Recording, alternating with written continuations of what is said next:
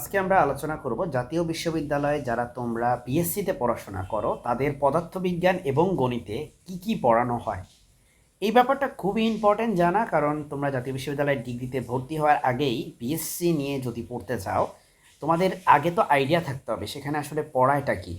তো আজকে আমরা আলোচনা করব পদার্থবিজ্ঞানে কি পড়ায় আর হচ্ছে গণিতে কি পড়ায়, এবং তোমরা মনে রাখবে এটা কিন্তু নতুন যে সিলেবাস সেই সিলেবাস অনুযায়ী আমি আলোচনা করছি। সো আগের সিলেবাস নিয়ে কথা হচ্ছে না, ওকে।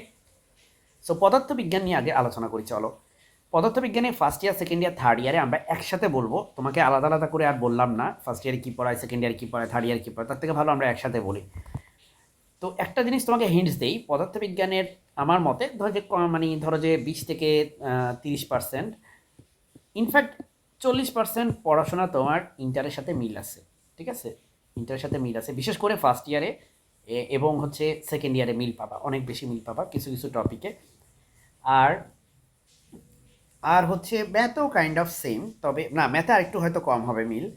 তো এখানে ব্যাপারটা হচ্ছে যে আমাদের ডিগ্রিতে আসবে প্রমাণ, গাণিতিক সমস্যা একটু কম আসে, বুঝতে পারছো। তোমরা ইন্টারে বেশিরভাগ চার্জ সলভ করতে সবই ছিল ম্যাথমেটিক্যাল প্রবলেম সলভ করতে, এখানে কিন্তু আসলে তোমার একটু থিওরি বেসড আসে।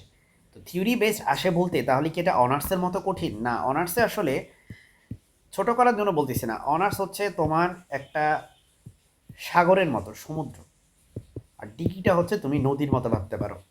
সেখানে তুমি পড়বা অনেকগুলো টপিকই পড়বা অনার্সে, কিন্তু অনার্সে অনেক বেশি টপিক পড়া লাগে, পড়াটা অনেক বেশি পড়া লাগে আর কি। আমি কিন্তু অনার্স নিয়ে ডিগ্রি নিয়ে দুটা নিয়ে কাজ করি, সো আমি জানি এক্স্যাক্টলি আমি যা বলতেছি সেটা ঠিক আছে, ঠিক আছে। সো তোমরা এটা মিল পাবা ভবিষ্যতে। সো আমরা পদার্থবিজ্ঞানে দেখতে পাই যে সেখানে আমাদের আছে হচ্ছে মেকানিক্স, তোমার প্রপার্টিস অফ ম্যাটার, এগুলো পড়ানো হয় বিশেষ করে ফার্স্ট ইয়ারে। তুমি ভেক্টর পড়বে, ভেক্টর বলতে ভেক্টর বিশ্লেষণ। তারপরে সেখানে তুমি মহাকর্ষ নিয়ে থিওরি পড়বা। তারপরে সেখানে নিউটনিয়ান মেকানিক্স নিয়ে পড়বে। তারপরে ঘূর্ণন গতিবিদ্যা নিয়ে পড়বা, পৃষ্ঠটা নিয়ে পড়বা, সান্দ্রতা নিয়ে পড়বা। তারপরে তুমি সেকেন্ড ইয়ারে যখন যাবা তখন হচ্ছে তুমি তাপ তাপগতিবিদ্যা এগুলো নিয়ে পড়াশোনা করবা। তারপরে ফার্স্ট ইয়ারে আমাদের আবার আলো নিয়ে পড়াশোনা করতে হবে ফার্স্ট ইয়ারে। সেকেন্ড ইয়ারে তুমি আবার একটু বিদ্যুৎ নিয়ে পড়াশোনা করবা, চুম্বক নিয়ে পড়াশোনা করবা। তো এগুলো অনেক শব্দ হয়তো তুমি অলরেডি চেনো, এই শব্দগুলো তুমি জানো, পৃষ্ঠটান, তারপরে সান্দ্রতা, স্থিতিস্থাপকতা, মহাকর্ষ, সমাবর্তন, আলোর অপবর্তন, আলোর ব্যতিচার, তারপরে কার্নো ইঞ্জিন, গ্যাসীয় তত্ত্ব, এন্ট্রপি, হ্যাঁ, তাড়িত চুম্বক তরঙ্গ, কুলম্বের সূত্র, গাউসের সূত্র, তড়িৎ বিভব, এগুলো অনেক শব্দ তুমি চেনা জানা পরিচিত। তো পরিচিত মানেই যে এখানে পড়তে হবে না ব্যাপারটা তা না, ঠিক আছে। এই আইডিয়া নিয়ে আসা যাবে না যে পড়াশোনা করা লাগবে না। তবে পড়াশোনা অনেক সময় দেখা যায় যদি ঠিকঠাক মতো পড়াশোনা করো, পরীক্ষার আগের 2 মাস পড়াশোনা করলেই এখানে এ প্লাস পাওয়া সম্ভব। কিন্তু সেখানে পরীক্ষার আগের 2 মাস 2 ঘন্টা করে পড়লে তাহলে তুমি এ প্লাস পাওয়া, ব্যাপারটা তা না।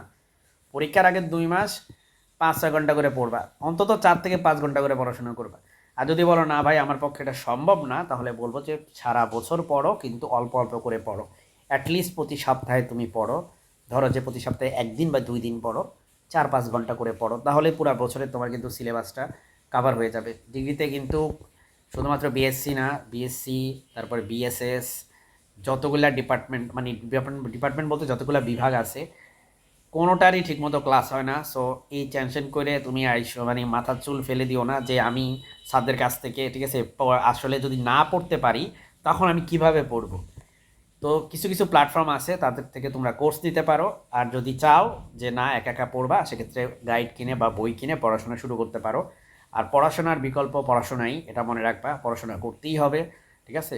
সো আমরা এখন নেক্সট যেটা সেটাতে চলে যাচ্ছি, সেটা হচ্ছে আমাদের এখানে কিছু আধুনিক পদার্থবিজ্ঞানের টপিকও আছে, যেমন আপেক্ষিকতা, তোমাদের এটাগুলো ইন্টারে ছিল।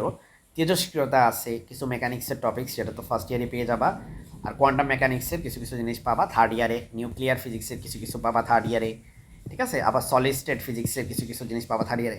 বললাম না যে অনার্সের সাথে কিছু জায়গায় মিল আছে, অনার্সের সব টপিক এখানে কভার করবে না, বাট যেগুলোয় মিল আছে সেগুলাতে ডেপথ কিন্তু অনার্সের মতো না।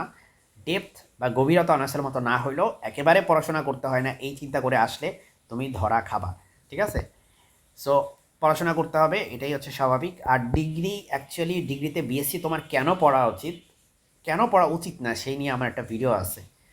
কেন পড়া উচিত এবং কেন কাদের উচিত না পড়া। ডিগ্রি পড়লে, ডিগ্রিতে বিএসসি যদি তুমি পড়ো তাহলে তুমি চাকরিতে বেশ কিছু বেনিফিট পাবা অন্যদের তুলনায়, ঠিক আছে? এইটা তুমি জাস্ট জেনে রাখো, ওই ভিডিওতে বাকিটা বিস্তারিত পেয়ে যাবা, আমার চ্যানেলে পেয়ে যাবা। তাহলে এখন গণিতে ভাই কি পড়া লাগে? গণিতে হচ্ছে তুমি ফার্স্ট ইয়ারে শিখবা হচ্ছে, আমরা একটা টপিক, এটা না, এটাকে, এই সাবজেক্টটাকে বলে ফান্ডামেন্টালস অফ ম্যাথমেটিক্স। ম্যাথমেটিক্সের কিছু ফান্ডামেন্টাল জিনিস, এই ফান্ডামেন্টালস অফ ম্যাথমেটিক্সের মধ্যে কী কী আছে, যেমন ধরো বাস্তব সংখ্যা নিয়ে একটু পড়াশোনা করবা, তুমি একটু জটিল সংখ্যা নিয়ে পড়াশোনা করবা সেখানে, হ্যাঁ, তুমি একটু যুক্তির উপাদান নিয়ে একটু পড়াশোনা করবা। কিছু কিছু শব্দ তোমার কাছে নতুন মনে হতে পারে, তাই বলে এটা যে রকেট সায়েন্স ব্যাপারটা তা না, ঠিক আছে? তারপরে তুমি তুমি হচ্ছে ফার্স্ট ইয়ারে পড়বা ফার্স্ট ইয়ারে পড়বা তুমি হচ্ছে জিওমেট্রি নিয়ে, জ্যামিতি নিয়ে পড়বা। এটার নাম হচ্ছে অ্যানালিটিক জিওমেট্রি। অ্যানালিটিক জিওমেট্রি বা হচ্ছে বিশ্লেষিক মনে হয় নামটা, যাই হোক বাংলা নামটা আমার মনে নাই। অ্যানালিটিক জিওমেট্রি বা বৈশ্লেষিক জ্যামিতি, এটা পড়বা আর কি। তো যাই হোক, এরপরে সেকেন্ড ইয়ারে উঠলে তুমি ক্যালকুলাস পড়বে, গণিত তৃতীয় পত্রে, তুমি গণিত চতুর্থ পত্রে লিনিয়ার অ্যালজেব্রা পড়বে। এগুলো কিন্তু অনার্সেও পড়ানো হয়, ঠিক আছে? সো অনার্সের সাথে এখানে মিল আছে। অনার্সের যারা ম্যাথ ডিপার্টমেন্টে পড়ে তাদের সব কোর্স তোমাদের নাই, বাট তাদের অনেকগুলো কোর্স তোমাদের আছে। যেমন অনার্সে ওরা কিন্তু ক্যালকুলাস পড়ে, তুমিও পড়বা, ওরা কিন্তু ফার্স্ট ইয়ারে পড়ে, তুমি যা এটা সেকেন্ড ইয়ারে পড়বা। লিনিয়ার অ্যালজেব্রা ওরা ফার্স্ট ইয়ারে পড়ে, তুমি এটা সেকেন্ড ইয়ারে গিয়ে পড়বে, ঠিক আছে? তারপরে এখানে ডিফারেনশিয়াল ইকুয়েশন আছে, অর্ডিনারি ডিফারেনশিয়াল ইকুয়েশন, এটা অনার্স আলাদা সেকেন্ড ইয়ারে পড়ে, তুমি যা হচ্ছে পড়বা থার্ড ইয়ারে, ঠিক আছে? তো এই এই ব্যাপার স্যাপার আশা করি তুমি বুঝতে পেরেছো যে এখানে মোটামুটি আমাদের ফিজিক্স এবং ম্যাথে ডিগ্রিতে কি পড়ানো হয়, একটা এখন মোটামুটি একটা আইডিয়া তোমার কাছে অন্তত আছে। আর তোমাদেরকে আমি বলে রাখি, আমার চ্যানেল তোমরা এটা দেখতে পারো, এনইউ ডিগ্রি ক্লাসরুম, এই চ্যানেলটা তোমরা এই জন্য দেখবে কারণ সেখানে আমরা বিএসসি নিয়ে ভিডিও করে থাকি। তো সেখান থেকেও তুমি বেশ কিছু আইডিয়া পেয়ে যাবা যে অ্যাকচুয়ালি তোমার কী টাইপের কন্টেন্ট বা নিয়ে কী টাইপের পদার্থবিজ্ঞান এবং গণিতে কী টাইপের প্রশ্ন সাধারণত করে থাকে। সো যদি তোমাদের আর কোনো প্রশ্ন থাকে আমাকে কমেন্ট সেকশনে জানাতে পারো, অথবা তোমার যদি আরও প্রশ্ন থাকে তুমি সেটা আমার কাছে জানতে পারো, আমার হোয়াটসঅ্যাপ নাম্বার চ্যানেলের ডিসক্রিপশন বক্সে পেয়ে যাবে। আসসালামু আলাইকুম।